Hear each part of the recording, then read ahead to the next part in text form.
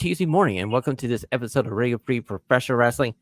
And yes, it's the three of us. It's the three amigos. It's Ashley, Kimmy, and I am the luckiest person in the world because I have these two people to call on to preview AEW Double or Nothing as we do our traditional pick contest. Coming into this pick contest, I am 0-4 against Ashley. So why not just raise the stakes here and have Kimmy Sokol come in to see if she has a better luck against Ashley? Because I get a feeling I'm going to be third. Ladies, how are you doing?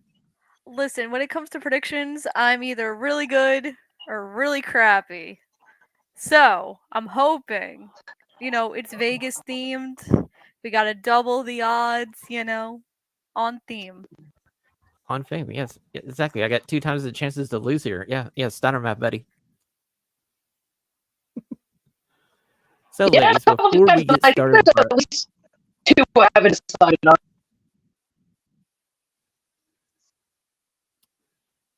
okay, so before we get started, ladies, let's go to this. Okay, on down. Okay, I do have 3 news stories before we get into the pick contest. My first one being AEW has announced an agreement with Arlington, Texas, where they're hosting 5 Collision tapings plus Ring of Honor Death Before Dishonor at the Esports Stadium in Arlington, Texas. Now, for the setup for esports, it's 2,500.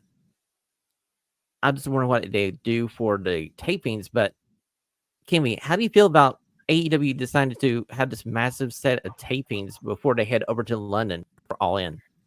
I'm hyped because we actually have a Ring of Honor pay-per-view announced ahead of time.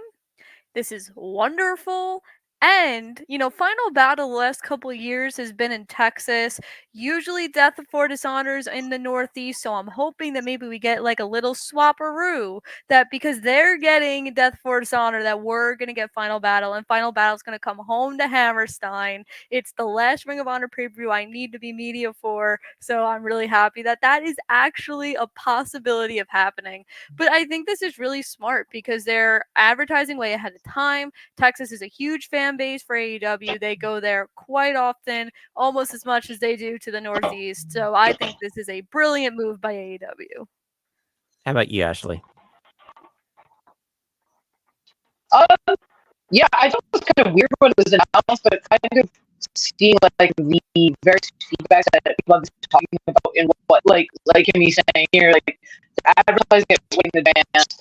So hopefully that means we'll start seeing what's to come that week. We have this entire week of shows that you need to fill, so hopefully we can start seeing what's going to be filtered into that. But I think it's a very interesting choice. I think Texas has been a great crowd for AEW, and they haven't had too many shows. So it should be interesting to see how many people show up to each one. Ashley, this reminds me of when WCW would take their tapings down to like Orlando Studios for that, or actually Disney at the time, and they would do like a summer set of tapings. This is save on the expense of renting out buildings and stuff. I think this is a smart move by AEW, and I can't wait to see how they have this set up. And I'm wishing them all the best here in this situation. Now, my second news story. Actually, we were kind of speculating this last week on the show, as PW Insider is reporting that Eddie Kingston suffered a tibial fracture in his leg during that match between Gabe Kidd. It's that table spot where Gabe Kidd did the suplex, and we saw Eddie Kingston's leg just wrap around that guardrail. Unfortunately, we want to send out all the best to Eddie Kingston, and he's hoping he can get to All In London. So I'm gonna have my fingers crossed. Yeah, this was a pretty nasty injury. I don't think that AEW wanted this, meaning that Eddie had a pretty important role for Double or Nothing, that he's was going to be in Anarchy in the arena. Injuries are not fun. So, yeah, I hope Eddie's okay, but it's kind of like the biggest bone in your leg. So, coming back in like 3 months, that would be a miracle. Yes, it's very ambitious. Hopefully, everything goes right. Ashley, I know we talked about this last week, but you saw the picture of Eddie Kingston in the wheelchair with the big old brace. How did that make you feel? Heartbroken. I love Eddie, and it's like sort of kind of a kick because you feel like he shed all these belts recently. He's lost his triple crown. He's no longer champion. It felt like so much more was building with him joining Team AEW, and it's like terrible timing. And we kind of swap it up for a possibly not fully healed Darby Allin. So I just hope both guys are, obviously we hope Eddie is good, and he is talking about. I guess like leading up to if he needs surgery or not will be determined the factor on how long he's out. So hopefully he won't need surgery. Hopefully he can kind of make it back for, like you said, all in, and hopefully they can kind of continue the storyline with his absence in this. True. Now they replaced Eddie Kingston in the arena match with Darby Allin. Now during the pick contest, we can talk about this. I have a feeling I would have picked somebody else because Darby's not 100% either, but we'll save that for a second. As the other story I want to bring to your ladies' attention is Mike Johnson of PW. Ashley gets it. She knows exactly. Yep. He's coming.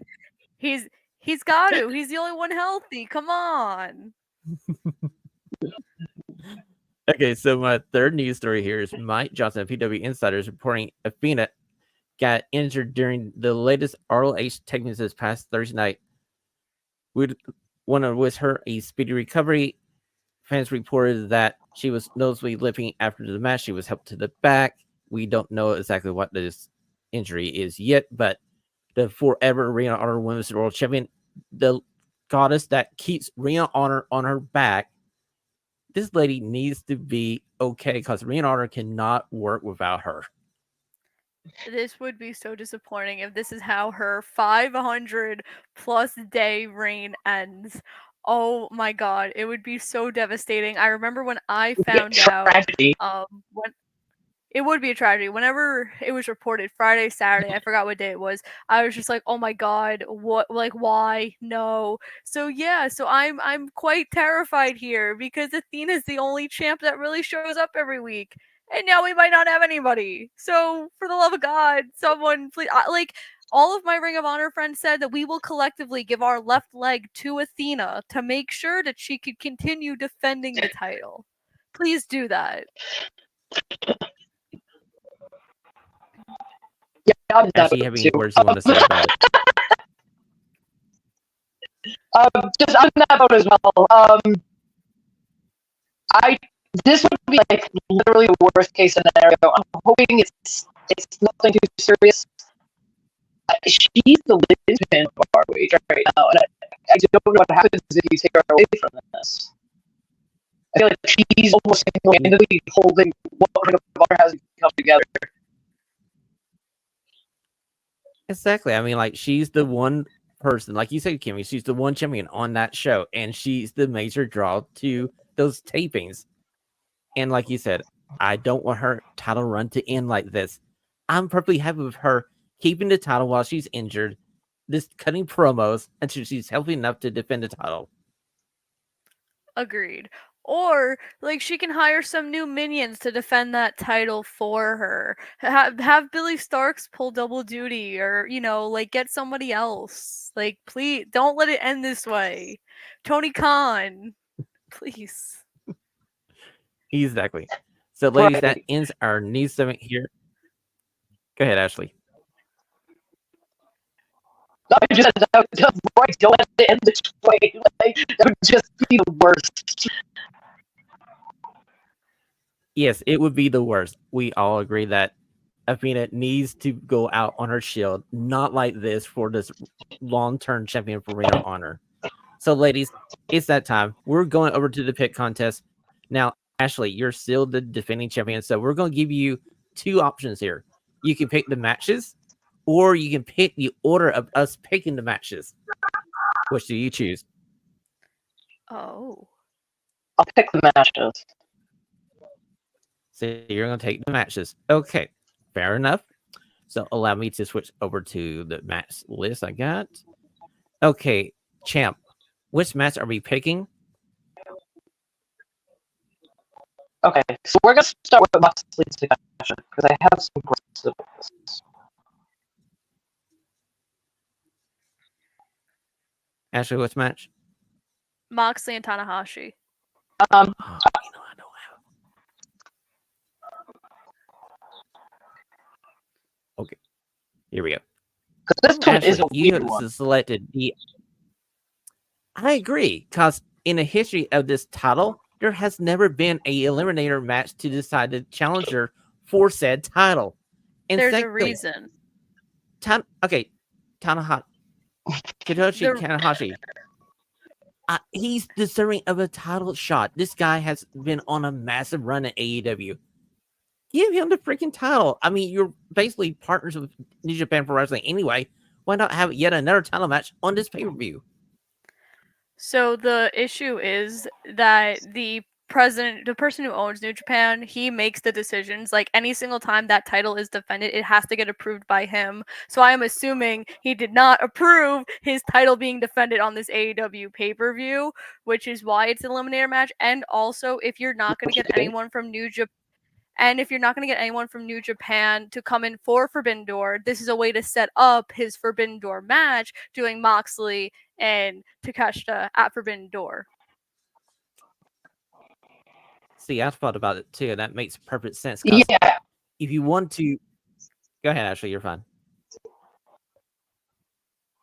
Yeah, I was just saying the same thing. I feel like we're running this back, but like, I feel like it's some weird just reasoning as to how we got here in the first place. Like, Will Hobbs just had a match on Dynamite for the AEW Championship. Konosuke has to go through an eliminator for it, which doesn't make a lot of sense. Don Callis has this pull with New Japan that he can get Will Hobbs a championship, a guy who has literally zero ties to Japan, New Japan Pro Wrestling. Why wouldn't Takeshita is sort of be given that same leeway here? Very true point. You feel like the invisible hand could pull one more card out of his deck of tricks to get Takeshita a shot at this title, but maybe that's down the road. So, Kimmy, since you're our guest, first pick goes to you. Obviously Jon Moxley's gonna win. I don't think they're gonna have him have like this short ass title reign for no apparent reason. And it was rumored, I think a couple days ago, that apparently Nato's gonna come in and wrestle Moxley at Forbidden Door in case Takeshita loses. Like, I think it's gonna happen. But this should be a decent match, but I don't see Moxley losing so close after winning the world title. Okay, Ashley, do you want me to go next, or you want to go next?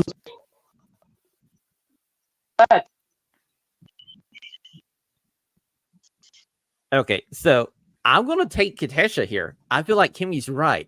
I feel like they're going to actually have this match won by Takeshita, so they have a backup plan just in case they don't have a New Japan Heavyweight Championship match at Forbidden Door. You can slide this match as a rematch at that pay-per-view. So give me Takeshita. I'm going against the grain here.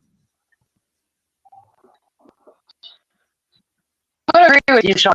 I'm taking Takeshita as well. I think this being an eliminator match, I think we're going to be kind of kicking a proper match for the title for them to down the road a bit.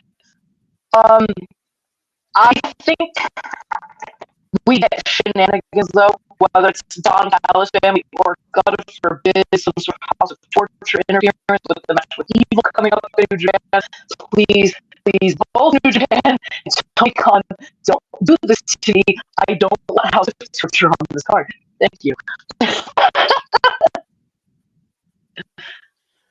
Oh, trust me, if House of Torture shows up on this pay-per-view at Double or Nothing, I'll be here next Monday night by myself, reviewing the whole thing by myself, because Ashley will be on protest strike. With the match Evil coming up though in New Japan, I kind of wouldn't put it past them. I mean, they're kind of building for the door season, so I see, maybe we're gonna start seeing crossovers and then starting to set up matches. Exactly, I do believe you have a good, unfortunately, a possible idea there, Ashley. So, champ, second match, which one are you taking? All right, so let's do the TNT Championship. Copeland Black. Okay, ladies and gentlemen, we're at the AEW TNT title match. Easy for me to say. Adam Copeland versus Malachi Black inside a barbed wire steel cage. And we know in AEW, the steel cage doesn't matter because they'll still get in somehow. So, Kimmy, once again, first pick goes to you. Do you want Adam Copeland or do you want the leader of House of Black? I feel like Twitter is going to be so upset if Malachi Black loses. He only gets like 5 singles matches a year, right? That's what Twitter tells me.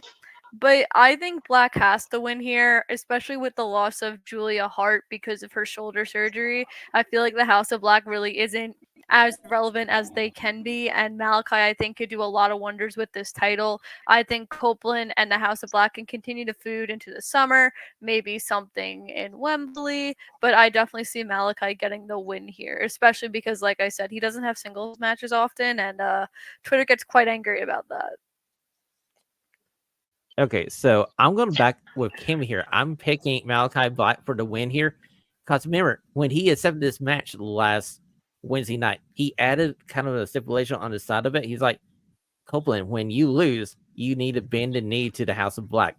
I can see Copeland join the House of Black somehow, some way after this pay-per-view and Malachi Black having this victory. And it's going to make it a little bit interesting TV. So, Champ, what do you think? This is also kind of a weird one because, like you guys said, like I feel like Malachi doesn't win this. I feel like everything the House of Black does is so like it's like steeped in this aura and this mystery and stuff. And I feel like I'm just kind of coming out and losing all the time. Like actually, just like obviously kills that like momentum that aura they have. I feel like he doesn't win without usually a heart here, without kind of a more seemingly like stable direction for House of Black. I would think it would have to be almost like through as a faction. They've been kind of impotent like when it comes to winning their feuds and everything like that. So I think I'll take Malachi. I don't feel great about this choice though. I will say I feel like, but like I said, I feel like if Malachi doesn't win this, like there's kind of no reason to think Malachi Black is a serious competitor. And not, he's a good sense, but because of the way he's been portrayed in his like singles matches and things like that. Exactly, Ashley. If Malachi Black doesn't win this match here, you basically can call this the House of Midcard. Aren't they already the House of Midcard, though? Okay, I'm sorry. I'm a Malachi Black supporter here. I mean, I do like my Tommy End. There's this guy in England called David Bradley. He's a big Tommy End fan. So I have to be the person to represent Malachi Black here. So I get my hands tied here, but I can see the point, ladies. It already is the House of Midcard. I can see the point. I'm hoping this like stealing stuff of the House of Black works out better this time around. Okay, Ashley, where are we going for match number 3? Okay, let me see. What we got here. Let's go to Orange Cassidy and Trent. Orange Cassidy and Trent. Got it. Ladies and gentlemen, this is the breakup of the spring/summer. It's Trent Beretta going full heel as now he's on the quest to prove to Orange Cassidy that he's the better person. And Kimmy, which of the former best friends are you going to take in this match? So I think between now and when this pay-per-view airs, there's going to be a stipulation added to this match, whether it be no DQ, falls count anywhere, something of that nature, just because of how deep this rivalry has become. Orange has to win here because he's the baby face, and we all need the feel good moment, because I feel like there's going to be a lot of moments on this show that people are not going to be happy with. And I can totally see, even though he can't wrestle, I can see like Chuck maybe like punching Trent or doing some minimal work here to help Orange get the win. But Orange is definitely winning this one. You make a very fine point, Kimmy. And you're right. There's a lot of matches here on this card where the fans may not be happy with the results of it. But Kimmy, this is one of those matches. I'm taking Trent Beretta. He's this recently turned heel. If he loses this first big match on pay-per-view as a heel, why did we do the heel turn in the first place? He won the last pay-per-view he wrestled heel on in 0 Hour against Matt Sydal. Touche. But I just enjoy this heel Trent Beretta, and I want to see more of it. And I feel like Orange Cassidy, he's good. He can eat one more loss. He's like, I want to say he's kind of reminds me of Chris Jericho back in WWE when he got to the point where it didn't matter if he won or lost, he can still rebuild the heat up. And I feel like Orange Cassidy's got to that point where with his fan base in AEW, a loss to Trent won't hurt Orange. Orange has been racking up a lot of L's. Yeah. So you're with me. For both of your guys' reasoning, like both of your reasoning is like very logical. And it's like what I've been thinking about, like when I was like debating on my picks, because Trent did have the big massive heel turn. You obviously want to kind of push him and encourage this. Like I've often said, even here that I think Trent is very underrated as a singles competitor. But I do feel like this like Don Callis weirdness with like them coming out to Orange Cassidy is going to factor in. Now my problem is I don't know if this is a real attempt from Don Callis to get Orange Cassidy to join him, or if they're just screwing him over so they can get Trent to join them, which kind of seems like maybe Trent would join them when we first turned heel. So I think I'm going to go for Orange Cassidy. Even though he can take the L's, I think the anger and everything Chuck is going to kind of superpower our usually lazy friend in Orange Cassidy. I see. You set me up to believe you were going to be on my side, Ashley, and then you just went to with your tag team partner. I see. Okay, perfectly fine. So I'm outnumbered here 2-1. We'll go on to the next match. Ashley, fourth match. What are we taking? All right. So let's do Will Ospreay and Roderick Strong. Okay, ladies and gentlemen, it's the international title match. It's Roderick Strong versus Will Ospreay. Kimmy, is this where Will Ospreay gets the first loss, or no? Will Ospreay gets his first title? This is a must-win for Will. I feel like the whole point of the international title, when they first introduced it, was to travel all over the world. And with Will being an international star, there is a lot more that he could do with this title. And I know that he hasn't really done indies since signing with AEW when he went full-blown in March. But there is a possibility that he can defend that title in the UK and a lot of other indies. So this is a must-win for Will, and I definitely think that after this, we'll set up Will versus Bryan Danielson 2 for possibly not Forbidden Door. I don't know when. Maybe Wrestle Dream. I don't care. But yeah, Will's going to win. Poor Roddy. It's okay. You know, I do like me some Roderick Strong. And see, this match here is my dilemma. It's like my two favorite sons. Who do I pick? Which one's the more favorite of my sons if I had sons? But Kimmy, I'm going with you. Will Ospreay is going to win this international title. He's going to head into AEW All in London as a champion. Can you just imagine Ospreay coming out with a title at that card? And maybe we'll get Bryanson versus Will Ospreay there for the international title. Who knows? Or we could get maybe a unification with Swerve Strickland versus Will Ospreay for the AEW. Okay, I know I'm dreaming. Okay, so I'll stop there at Kimmy because you're just going to shoot me down. But that's okay. They introduced this title 2 years ago. Why are we already unifying them? Because I want to do it, but hey, we'll just go ahead. Kimmy's right, so they're going to do that. So, Ashley, who's your choice?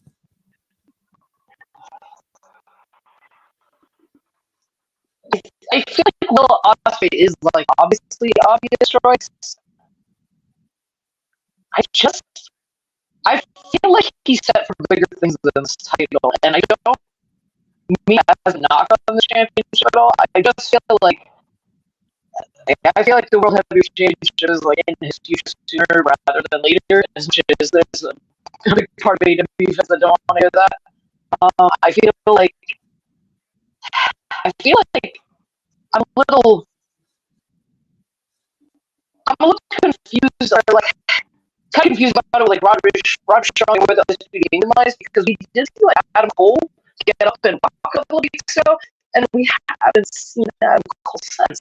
So he up and cost Will Ospreay. I wouldn't mind Will Ospreay and Adam Cole if Adam Cole's good to go. I just don't think. All right, I don't think he can kill like his momentum though, unless there's shenanigans. But I'll go with Ospreay. Barring any outside interference, I think he's got it in the bag.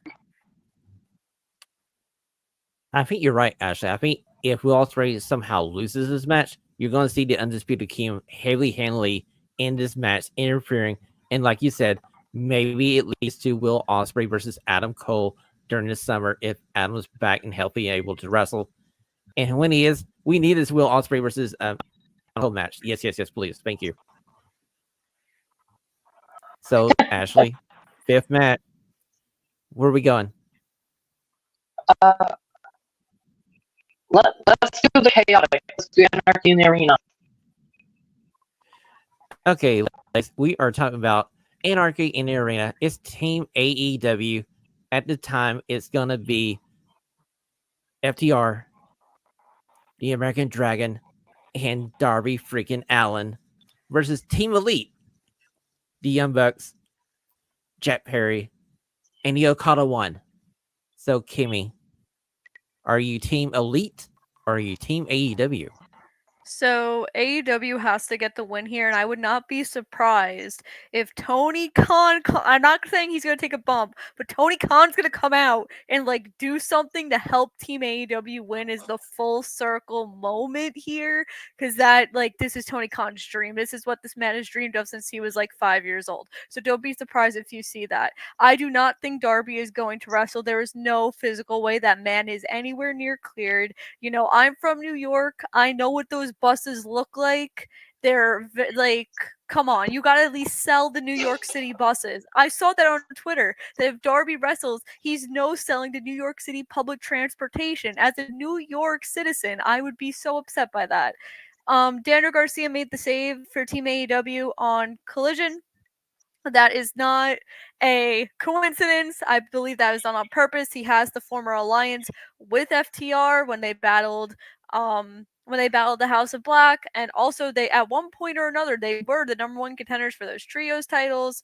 So I think Daniel Garcia will make the switcheroo for Darby. Darby's gonna get beaten down by the Bucks either Wednesday on Dynamite or either right before the pay-per-view.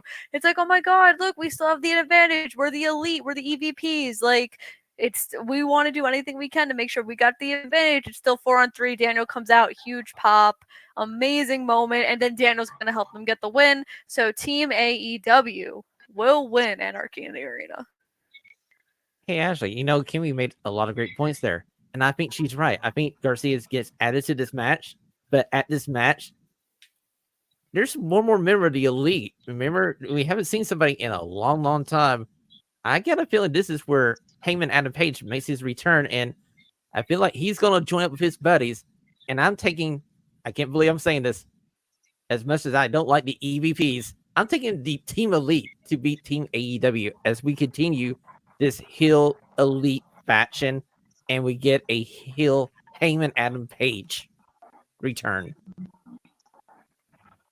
So, champ, you're the design vote here. Which way you gonna go? All right, let me no bones about it. I'm not fighting with you, Sean. I think it's Team Elite. I don't know if Hangman comes back. I would love to say yes, Hangman is going to come back, but I don't know what's going on with him, so I don't want to hedge my bets on that. And I would love to say I think Darby Allin's going to take out of the match, but it's Darby Allin, and I don't think he cares that he got hit by the bus. I'm pretty sure he would have shown up had it happened that day. I feel like Garcia gets involved, but maybe it's kind of counteracted. I believe Daniel Garcia should have been the outright replacement for Eddie Kingston as opposed to bringing Darby back into it if he's not 100% for any reason. So I think there is a pick on Darby and they get the win. There's sort of shenanigans and they get the win, but I'm going to go with Team Elite. Bravo, partner. Bravo. Wait a minute. Actually, it's more like me coming to your side. Wait a minute. I'm coming to your side. You're not coming to my side. Okay, champ. Let's go to match number 6 here. Which one are we taking? Alright, so we got the three biggest ones left. So let's see. So let's start. Let's do the women's title match. Let's do Serena Deeb and Toni Storm. Because I feel like the other two are kind of be the maybe they're debating Well, main we eventing also- or either one. I think here. We have that FTW title match too. We just don't know who Jericho's facing. But it's either Shibata, Hook, or Brian Keith.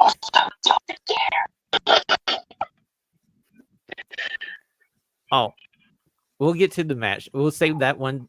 We can do it after this one, but we'll go to the AEW Women's World Title match. Timeless Toni Storm versus Serena Deeb. This is going to steal the freaking show. This is going to be a great wrestling match.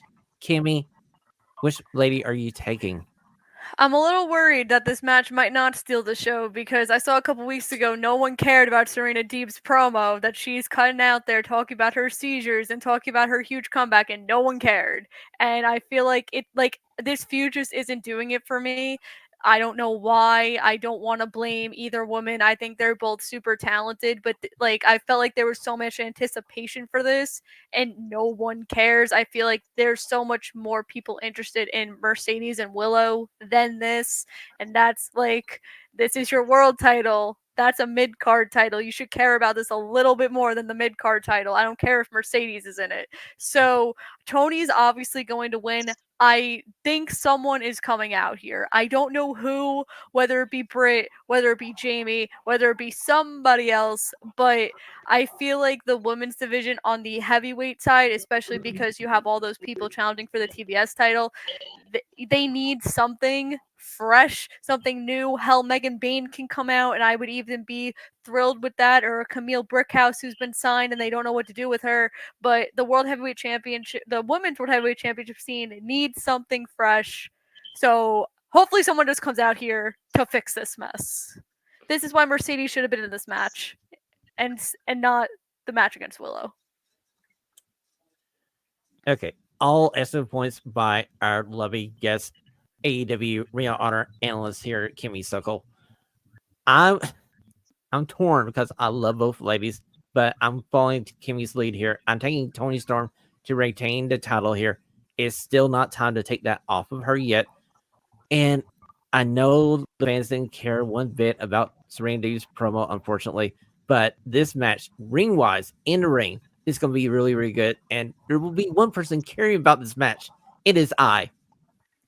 So, champ, who are you taking? Are you going with Kimmy and me and taking Tony? Or are you going to go out on the island by yourself?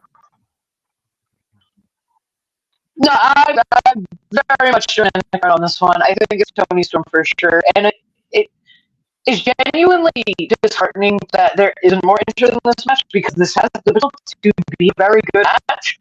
But like he said, there's not anybody interested in it. And it's because of the weird dynamic of Serena Deeb was a major heel. She went out with some very serious injuries and some very serious issues she was dealing with, and then came back and was just babyface. But there was even when she first came back, she was still sort of heelish, but then she just went full babyface with no real catalyst for it. And then you have Toni Storm, who is the heel in this situation, but nobody's going to allow her to be a heel right now because everybody loves her. Because you watch her promo, it was fantastic. Everyone wants to love Toni Storm, and they've not given us a reason outside of Serena Deeb cutting this promo last week and her explaining her struggles and everything, why she should be considered for champion. And that I think is more of an AEW issue than a Serena Deeb or Toni Storm issue. I think they were kind of given a short end of the stick on this one with Willow and Mercedes being the other matchup. But I think because of that short-sightedness, I think it's an easy win for Toni Storm. Yes, I do believe so, Ashley. I really feel like Serena Deeb would do a World of Honor, pardon the pun, if she was in Ring of Honor fighting Athena. That's what I said. That should have been the Super Card of Honor match. I believe I was on this show saying it, that should have been the match Super Card of Honor. I was pissed. So, yeah.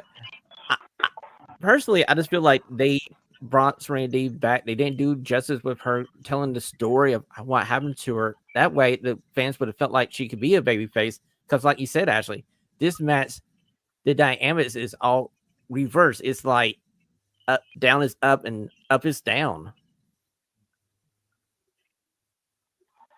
Yeah, it's like they don't know where to stand up with Serena, but they want to cheer Tony no matter what. Like, it doesn't matter if she's a heel, it doesn't matter that she cheats in her matches. We just love her and we want her to win. So it's tough to kind of like have somebody just come in and be like, all right, well, I'm going to take the title, but you have no build up for it. Like, this is a case where like, Toni Storm is a very character-driven thing. Like, everything she does is obviously like super elaborate, over the top, and everything like that. So, like, she would benefit from having kind of that counterpart, I think, in a similar style. Exactly. So let's get this match out of the way. I know a lot of people just don't care for this match whatsoever. It's for the world title match. It's the Learning Tree, Chris Jericho versus Hook, part 999. Kimmy, are you standing underneath the Learning Tree, or are you going with the fellow New Yorker in Hook? I'm going with Hook here. I think I don't want to hold out, but I feel like when Taz was like, "Oh, I'm having these knee problems and all this stuff," I feel like that was maybe an excuse, and maybe he was trying to get cleared by a doctor so he could take out Big Bill in this match, which I would not be surprised by, because Taz has been saying some crap on commentary, so we gotta come full circle here. But I definitely think it is time for Hook to get his title back, and I hope this match is less than 10 minutes, because every time Jericho wrestles on the pay-per-view, it is the longest match of the show, and no one cares. Kimmy, I'm going to co-sign this for you. This match should be under 3 minutes. It should be Taz being able to lock a Taz mission on Big Bill, as Hook locks a red rump on Chris Jericho, and we burn the Learning Tree to the ground. I don't think Tony Khan wants the Learning Tree to burn to the ground. Well, he can have his own podcast, but for me, Tony Khan and I need to let's have a burn chat. this freaking tree to the ground. So, Champ, I genuinely hate that I laughed at his last promo. Look, I'm going to say this. I'm looking at the Carl Will Ospreay's Twitter page, and he doesn't even have this match listed, which is why I completely forgot about it. Please get back up. Please do away with this. Please get Big Bill away from Chris Jericho. Bill doing so good that there was no need to pair him up with somebody else. And it's like this weak syndrome maybe has a.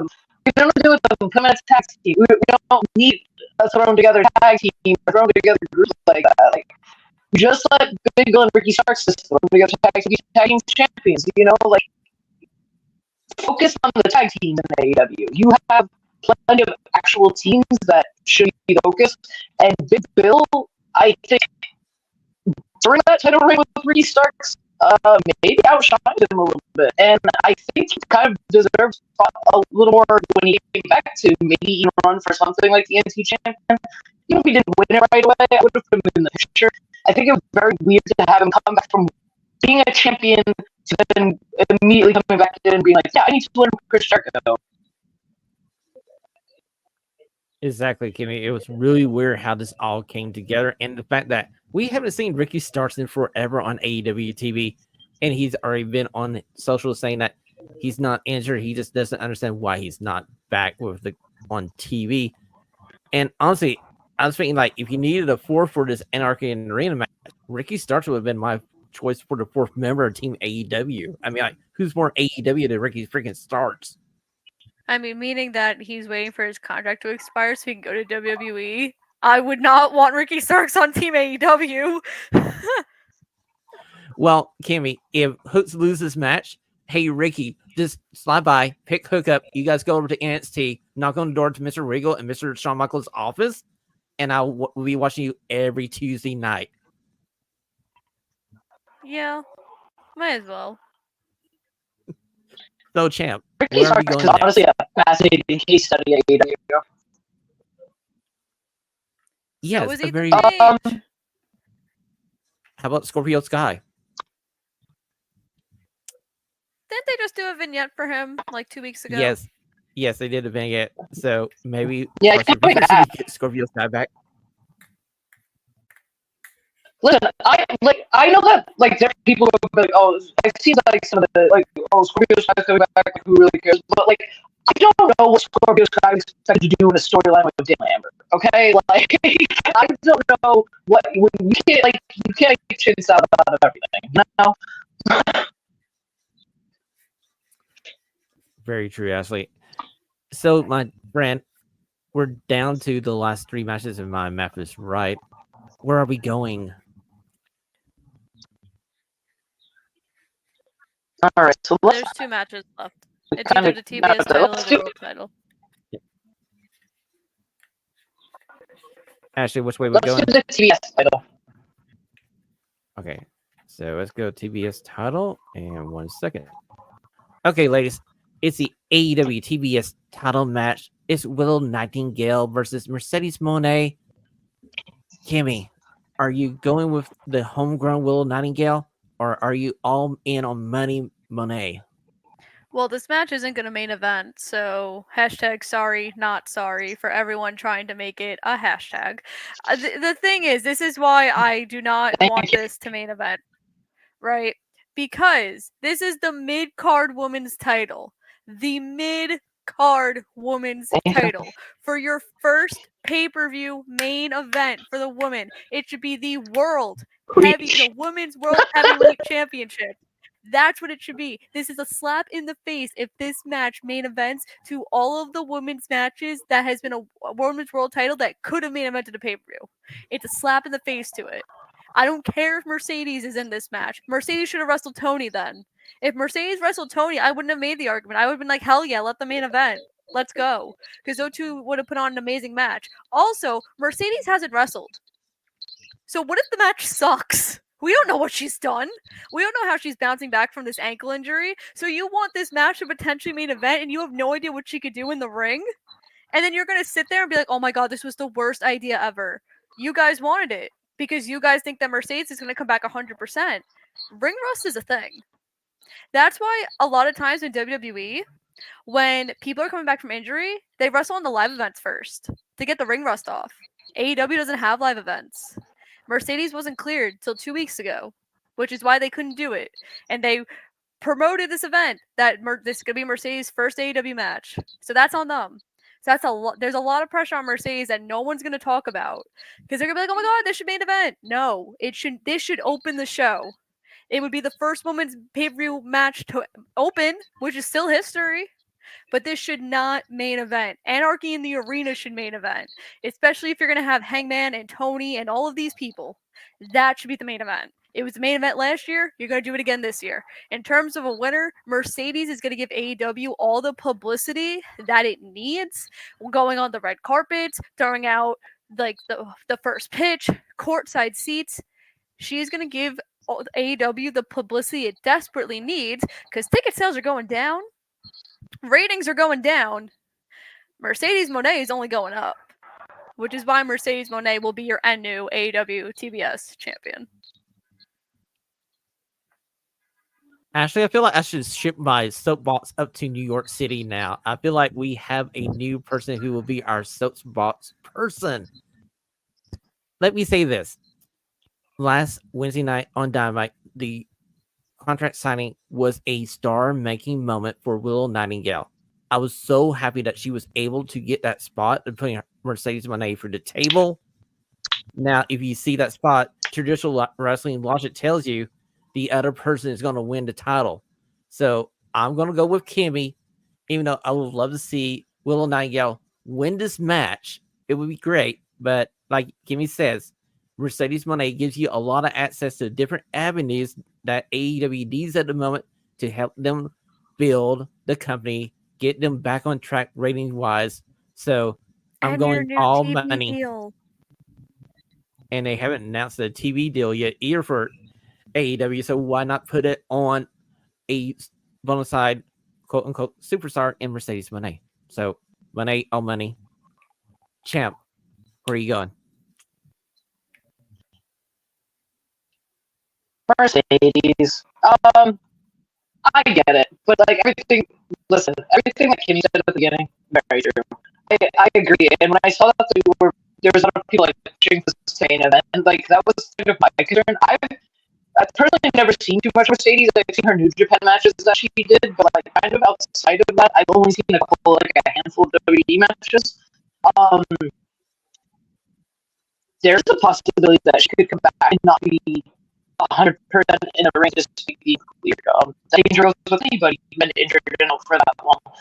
That is more than enough reason to not risk putting that as the main event. At least if the match falls short of expectations, you could throw on Will Ospreay next, and kind of bring everybody back to the worst thing.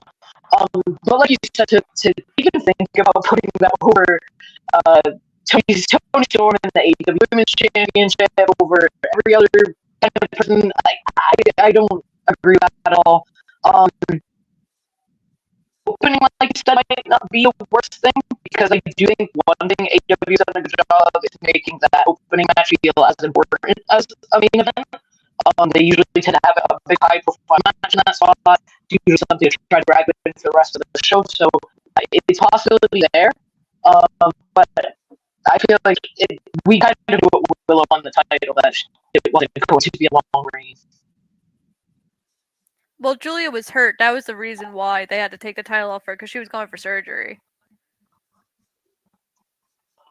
Yeah, even because when she won, and you kind of saw like the immediate plan was to kind of head this way, we kind of already saw that Willow was going to be like a transitional champion, because Julia was going to be out.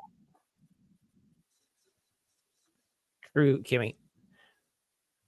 Well, I would say, instead of opening this card up with Mercedes Moné versus Willow Nightingale, I would slide this to the second match of the night. Just in case Moné does have ring rust, let it be the second match instead of the first match. That way...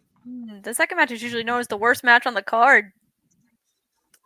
Well, I'm trying to protect your investment here. If I was Tony Khan, I would literally put it as the second match, have the opener be Roderick Strong versus Will Ospreay. Let them open. Then you slide this as the second match. Then you put Adam Copeland versus Malachi Black as the third match. And that way you have it sandwiched between two other title matches. And just in case it doesn't go well later on in the night, people won't remember. They'll remember the finish, but they won't remember the match. I wouldn't put it second. I would put it later on then, just because I forgot what documentary it was. I know Chris Jericho when Jericho and Owens wrestled at WrestleMania, Owens had said that any match that goes on second is known as the match that no one cares about, and the match that no one's gonna remember, because you have that hot opener, and then everyone usually goes get food, goes to the bathroom, merch, whatever, and you do not want a women's match going there. Especially if it's Will, the crowd's going to be dead. So don't do that. Put it in the middle. Put it like fifth. I will say, if you're not going to open with it. AEW does have a bad habit of putting some people in a terrible spot to try to follow up like other matches sometimes, and I do think they need to work on the order a bit when they lay these cards out. Very true. Very true, Ashley. So, champ, what match are we going next? There's only one match left. Oh, are we at the final match? Okay. So we're at the final match. So we're at the AEW World Title match.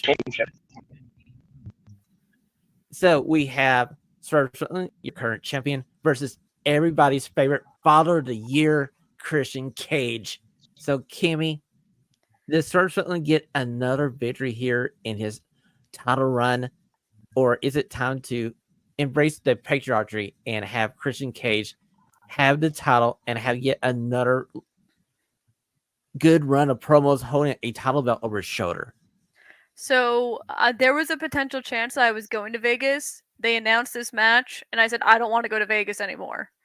Because I would not have done Christian as the first opponent. I don't know who I would have done. I get storyline-wise. It makes perfect sense. But for the first title defense on a pay-per-view, really?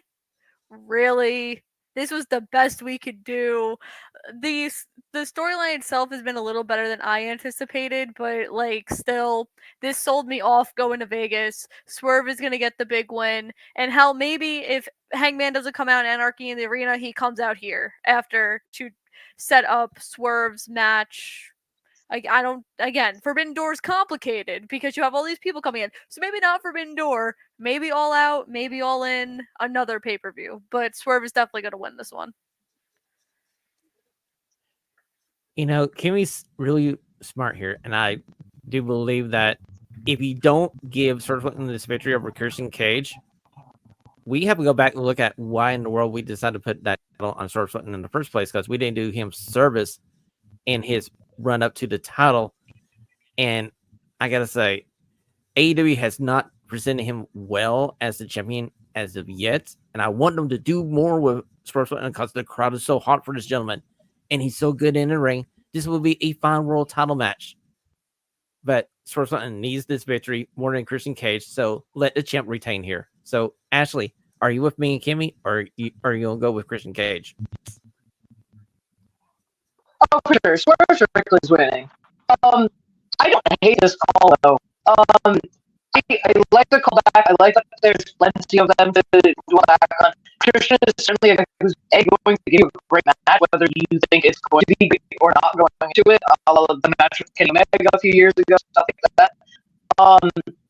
And I like Wayne, so I like seeing like his development and his coming along into like this big scene for like 19-year-old, 20-year-old, whatever he is now. I genuinely, I think what bothered me the most is I felt like Swerve was such a great heel, and this kind of like weird transfer to babyface without there really being any reason for him to be babyface. Like you go into a man's house and throw his baby, how are you the babyface of the situation? I feel like using Christian is trying to give him like that foundation to like build like be a believable baby face. Not saying believable, but more like a justified baby face, I guess. I feel like we kind of neutered Swerve when we did away with his heel run. He was the hottest act as the biggest heel, kind of like a mantle that hasn't nobody's really stepped up to. MJF was our big heel. He stepped away and became a big face.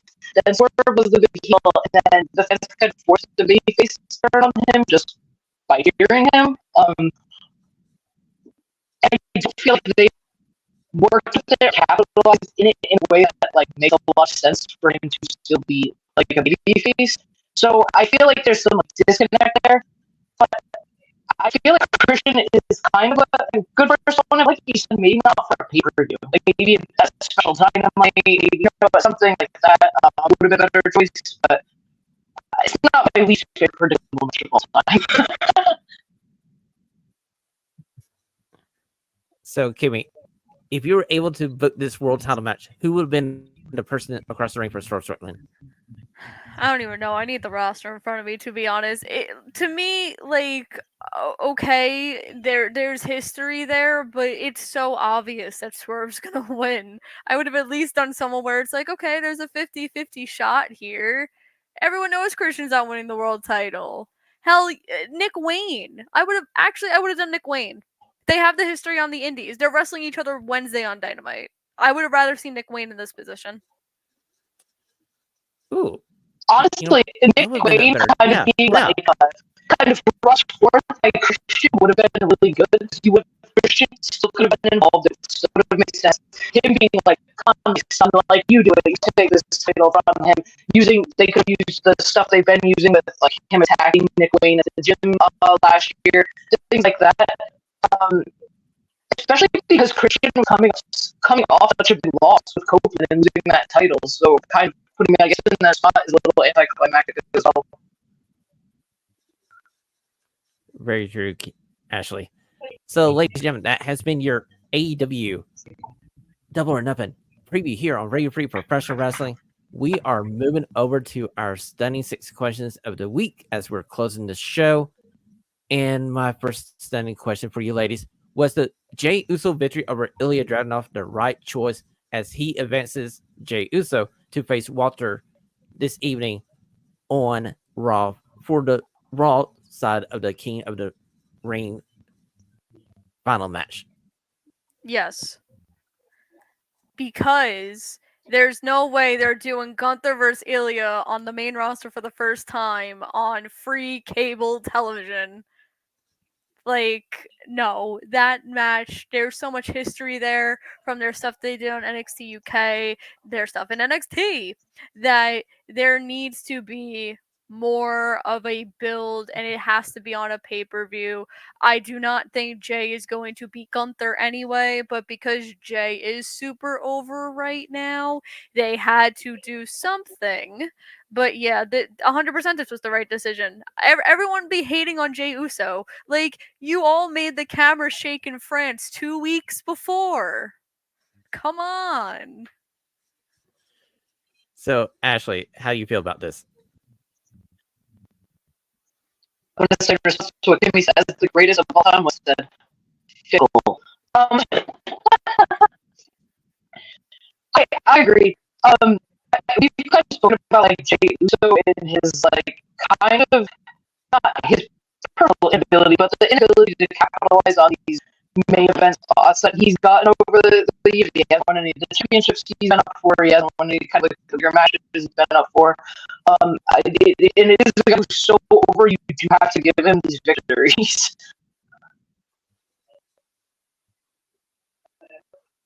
Yeah, I agree with you, Ashley.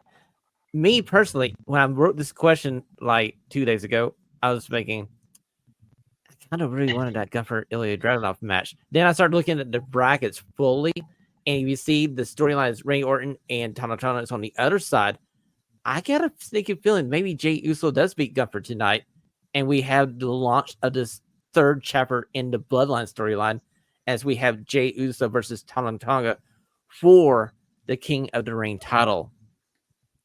The only reason I don't think that's happening is because with Bash in Berlin coming up, I think you have to keep Gunther as strong as possible because Gunther will be winning that World Heavyweight Championship in Berlin, meaning that they're making that pay-per-view all about him because that's where he's from. Well, he's from like that area. So I think you have to have him win King of the Ring and do whatever. And then whether it's Drew, it won't be Damian. So whether it be Drew or Punk, Gunther will be one of them at Bash in Berlin.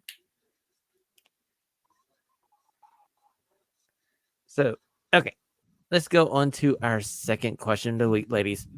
As we were talking about during our preview for the AEW Double or Nothing, we saw Sir Swinton has had a lukewarm run so far as AEW World Champion. But is it better than Trick Williams' NXT title run? I feel like this isn't a fair question. They both recently won, like, Trick won the title last month, and so did Swerve. I feel like this isn't a fair question. They both just won the title. You can't make a comparison. Well, look, okay, in Trick Williams' defense, he won the title, and they drafted every heel that he could possibly feud with to either SmackDown or Raw, like a week later.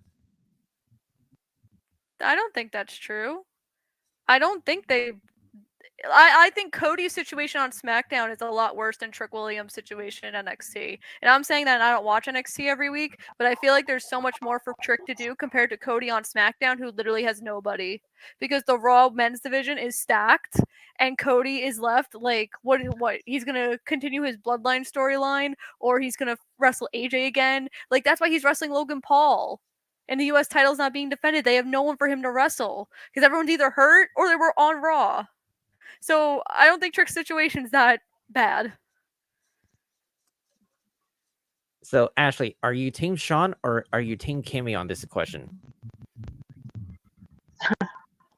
I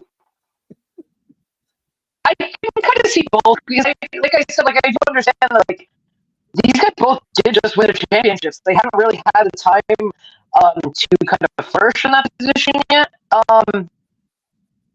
I would only say I think it's Swerve because like he had this big huge momentum, all the crowd support, and then he won the title, and we feel like we just completely neutered that character from what he was.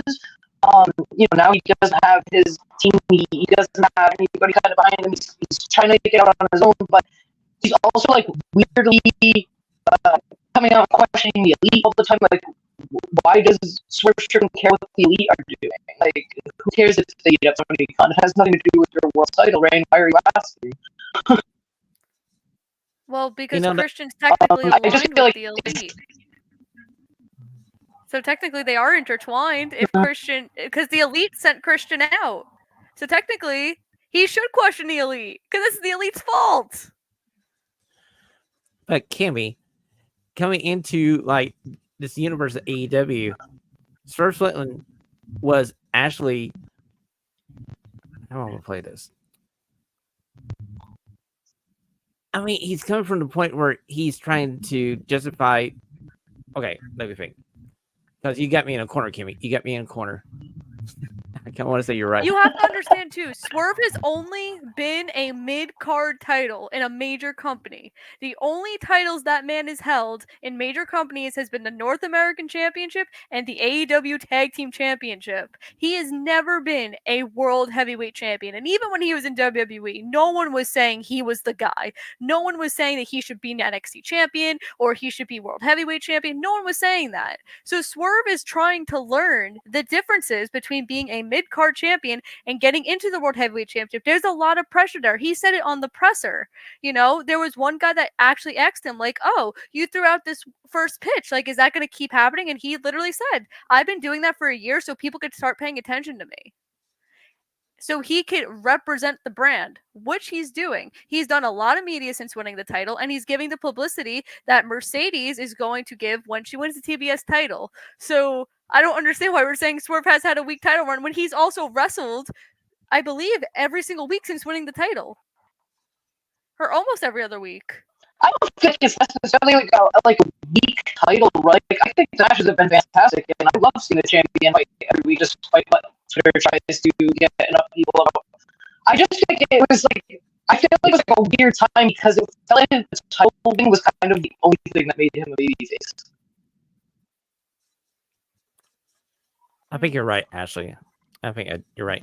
We'll put a pin in this. We'll go on to my next stunning question for you.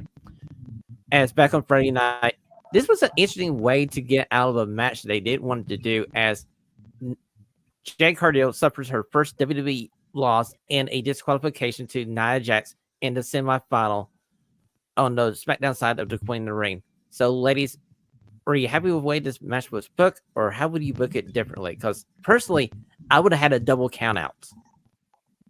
No, you had to book it this way because Jade has only had so many singles matches as she's still learning how to wrestle because she didn't really learn in AEW, and that's been reported for a year that the reason why her call-up was so delayed is because she's still learning. She got lost in the Backlash match where the ref had to literally yell at her and tell her what to do. She can't go out and have a dominant singles match without getting, and I'm not faulting her for it, but she's still learning. You've built her up as this big thing. You had ESPN announce she was signed.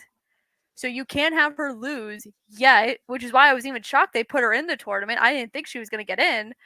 And this was the only way. You had to do it as a disqualification. It's technically not a real loss. You can run back her and Jax, but she's still learning. That's why she's tag team champ. So Bianca could teach her because she still needs to learn. It's why, to be honest, she should have went to NXT to learn. That's why her first WrestleMania match was also a tag team match. Her first match in WWE was the Royal Rumble because you could cover this stuff up. It's not a coincidence. They're doing it on purpose. See, I'm perfectly happy with the result of this match and Nia Jax moving forward to face Bianca Belair, because I didn't want to see our newly crowned women champions face each other and we start this breakup of your tag teams. Oh, like a month after they won the title. Yeah, don't do that again. No, I agree with Kimmy. I feel like you have to do that, and you and I, Sean, we've spoken about these need to be in the tag team, especially with somebody like Bianca Belair right now, and how much that should help her. So maybe kind of stopping the singles run before it really starts in this way that, like Kimmy said, is believable. It allows for something to happen down the line. It is the best way to go about it. Exactly. I feel like we're going to get Jade Cargill versus Nia Jax sometime, maybe in the fall, maybe. Depends on how things play out. We'll move on to my next question. as Tiffany Stratton found herself in a little bit of hot water earlier last week as she posted on Instagram a video of her slapping Jade Cargill in a match, and over that was an audio clip saying "Black Beat." I gotta say, when I first saw the clip, I didn't really understand the fans' backlash because, to me, Tiffany keeps her Instagram like fully in character. So, to me personally, I was going like, "Oh, she's being a heel." How do you ladies feel about it? She shouldn't have been suspended. Ava posted something about Palestine last week too, and no one's complaining about that. True, so So true. wouldn't it be the same thing? Shouldn't Ava also get in trouble if Tiffany should get in trouble? No, this is Tiffany in character. She's not going to get in trouble. You can make the argument that maybe she lost in the Queen of the Ring tournament and that was her punishment, but Mike Johnson had said that there was no repercussions for this and they had completely understood. Exactly, and I had a feeling that I would hope she would go over to Jade and go like, "Hey, I'm going to post this to give you a heads up." I feel like she would probably not do it unless it was okay by the other person. How do you feel, Ashley? I would hope there was some discussion before the post was made. I don't know how much I can actually say on it. I could see why, a fan watching would be like seeing it would be uncomfortable. But as far as like suspending her or things like that, I don't know if all that's necessary. That seems. That's the way I feel. I feel like if you were to a point where you want to do a backlash on Tiffany Stratton for this, don't go back and watch anything from the 80s, 90s, or the Attitude Era of WWE because you're going to see a lot worse. So let's move on to my next question for you ladies. So we are on the road to the Queen and King of the Ring finals. So ladies, my question to you is, who do you want to be crowned King or Queen of the Ring? So, going off what I said earlier, Gunther will be the king of the ring. And for Queen, since they had Zelina win the first one, I feel like we have to continue on this theme of underdog. So, I would love if Lyra Valkyrie came in and won the Queen of the Ring. I think that'd be such a huge statement for her coming up from NXT. You know, she's already in, I would say, one of the bigger storylines on Raw with Damage Control aligning herself with Becky. So I think Lyra should be the one to win Queen of the Ring. Chelsea or Green was my original pick, but somebody got her. Like, she wasn't even in the tournament. I think she got screwed. This is ridiculous. I agree with you, Ashley. I agree with you, Kimmy, because Chelsea Green should have been in this tournament. She should have had a chance to beat the Queen of the Ring. But my choice is Nia Jax because I feel like we saw Bianca Belair suffer quote unquote a knee injury in her qualification match last Friday night. I feel like her knee's gonna play an issue in the match on this Friday night before we get to the King and the Queen pay-per-view in Saudi Arabia. I feel like Nia Jax is gonna be your Queen of the Ring, and I'll agree with you, Kimmy. Gunther should be the King of the Ring, so we should have two heel King and Queen of the Rings because I feel like that title belongs on a heel. I feel like a heel does better with it than a babyface could. My only problem with Nia winning is that on the promotional poster, Bianca's on it, and so is Jade. So I assume that Bianca's getting to the finals and Jade's gonna accompany her just because it's on the poster. And I don't think they would falsely promote a pay-per-view like that. So how do you feel, Ashley? I kind of agree with Kimmy here. I think Gunther should be the obvious choice, especially after like he lost the title to Stand at Wrestling and he's been nothing but like dominant and stuff afterward. So you feel like that's leading to something a little bit bigger for him. So something like the King of the Ring title, but like Kimmy mentioned, like Hamilton, so the title scene, something for the future Germany show. Queen of the Ring, I feel is a little. I'm not exactly sure. I do feel.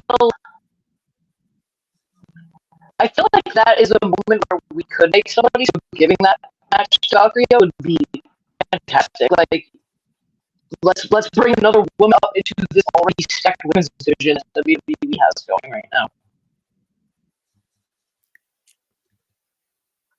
I mean, don't get me wrong. I'm the biggest Live Victory fan there is on this podcast. I can probably argue a point. I think my only thing is I still feel like she needs a little work on her promos, and I really feel like if we get her near the I would take Lara Mercury versus Bianca Belair and Lara Mercury being Bianca, maybe.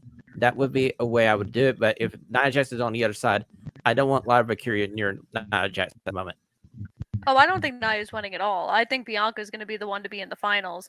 But I think the promos too, because with Austin, his promo when he won King of the Ring made him the star that Made he it. is. So Yes. who's to say that Lyra can't do the same? Fair point. Fair point. Hey, if she cuts one amazing All promo it takes after the is one victory, promo. I'll come on here and say I was wrong, okay? Ladies, it's my final standing question of the week. Let me go. I'm one second. Okay, final standing question of the week.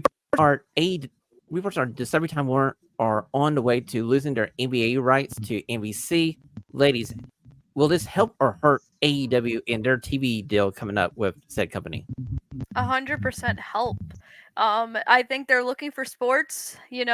I forgot who said it last week. I believe it was Sean Ross Sapp that Max is going to be a part of whatever AEW TV deal that they are going to have, and they're looking to put pay-per-views on there. They're looking to put all pay-per-views and all of that stuff. People have wanted streaming for AEW since day one of AEW, and this is a huge opportunity. And the NBA package was a lot of money. They have the money to spend. They are very interested in renewing these TV deals. I feel like that's why a lot of your bigger stars will remain champion as they are negotiating. They should, I believe, it's up in the fall. Maybe we're going to get an announcement, but 100% this helps. There's money to be spent here. Let's spend it the right way. See, I'm with Kimmy here. I feel like it should mostly help AEW, and the fact that they want to put AEW on Max is great because I already have Max, and I can't wait to have that option to watch the pay-per-views. Ashley, do you have a counterpoint? Or you want to join me and Ashley in me and Kimmy in this little celebration over here? I think, like, looking at it, like, it should be, like, a good thing for AEW. I was reading that, like, the offer NBC made for the NBA was 2.5, and the offer for Warner Brothers to get back had to be, like, 2.8 billion or higher. So I can imagine right now what they're paying for those rates is going to be pretty astronomical. We're freeing up all that cap space. I'm sure that will help AEW and maybe even hockey along the way. They still do some NHL and stuff on there. But I will just say overall, Warner Brothers and everything does nothing but concern me. I think it's been a very trying time with that merger that they had, and I overall am not sure the right person is in charge of that company. I understand that, Ashley, and that would be one kind of concern about this going forward. We'll have to wait to see what kind of deal AEW gets with Discovery Time Warner. But I feel like Kimmy's right. I feel like they want to have at least some sports on TNT. And hey, they've been partnering with AEW for the last 5 years, so I feel like they're going to at least get another contract, at least 3 or 4 years, in my opinion. Yeah. Yeah, I mean, even when they get, what was the last one, like 40 million or something for like 5 years or something like that? I mean, even if it goes up 100 million for like the next 5 years or something like that, it would be like it would be obviously a big upgrade for AEW. It still would be pennies on the dollar, especially for Warner Brothers. So. And hey, by the way, Discovery Time Warner, there's this thing called Ring of Honor that doesn't have a TV deal right now. You need the sports content. Why not another wrestling show? Ring of Honor, just saying. They're trying. They're trying. Ladies and gentlemen, that has been your 76 questions here on Radio Free Professional Wrestling. And before we go, we want to thank our special guest, Kimmy Sokol, for coming onto the show. Kimmy, what you got coming up during the summer here that you wanted to promote on our lovely show here? What do I have going on this summer? So I think, unless something goes horribly wrong between now and June 8th, I think I'm going to River City Con in Florida. So it's in St. Augustine. So if you're in that area, like Sting and Trish Stratus and Lita and Bull Nakano. This is such a huge deal. Bull Nakano is making her first, I believe that, yeah, her first convention appearance June 8th and June 9th, courtesy of my very good friends at Ultimate Stars Promotions. So you should go check that out because this girl lives in Japan. You never know when she's making another appearance again because that flight hella expensive. So go to I think it's rivercity.com, something like that. So go check them out, and there's a whole list of other people that are going to be there. I of course every week on PW Insider complain about Ring of Honor, and I love that. Except next Thursday when I'll be in Aruba and I don't have to worry about it, but I'm sure I'll have people telling me all about it. But besides that, yeah, just here. Thanks for having me. Very, very happy every time I get to be on this show. And follow me on Twitter and Instagram. So my Twitter, it's Kimmy no, my Twitter's Kimmy_Sokol, and then my Instagram is thank you. It's with a dot because underscores. I don't know what I was doing. Well, Kimmy, before you go here, we do have one more special little surprise for everybody because we are going to make Kimmy Sokol a official member of our show from now on. She is our guest AEW Ring of Honor guest analyst. As you see, I have given her the Radio Free Professional. Kimmy Sokol is Radio Free Professional Wrestling. So, Kimmy, welcome aboard. Happy to be here. It's probably going to be the only graphic I ever get in my life. So, hell yeah. Well, what can I say? We have had a lot of fun with you on the last two occasions. This is true. RJ City has had 100 episodes of AEW and is yet to get a graphic. So, let's be real. I'm just saying, I'm a little more friendly with my graphics than maybe AEW. I don't know what to say, but Kimmy Sokol is worth every minute of time we have spent with her. She's freaking amazing. Ashley, where can we find you on the Super Information Super Highway? Usually it's going around on Twitter. It's @Ash_. And of course, you can follow us on Twitter, Instagram at RadioFreePW, or visit www.radiofreepw.com to catch up on the previous episodes. And until next week, have a stunning week. And we are a trio of top talent doing top wrestling podcasts. Top people out.